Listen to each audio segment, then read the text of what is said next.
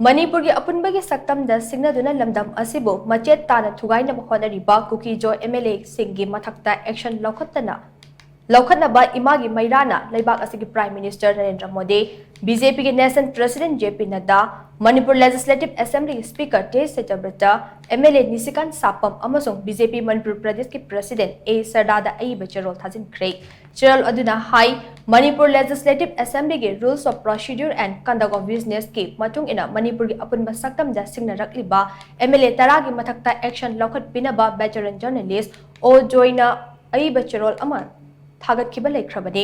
masigi mathakta o joina May 12 da India ki Prime Minister Narendra Modi da petition amaso hiram asiga mari leinana pishin kiba leikhrabani madugi paukum oina Prime Minister Office tagi Manipur ki Chief Secretary da paikat from thokpa action khudikmak paikhanaba khangalakhrabani India ki parliamentary system of democracy ki puwari da asigumba thokdok kaya thokiba leikhre Parliament के members Singh अमदी state legislative body Singh की मथक्ता unethical conduct अमसुंग contempt Singh चंथरंब के मायोक्ता action कया लौखटखिबा लेख्रे मरम मदुना मियाम की demand अमसुंग लेबाक असिगी लोगी मतुंग इना मरा लेरबा MLA तरा असिगी मथक्ता लोगी मतुंग इना लौखटफम थोकपा action लौखटपियो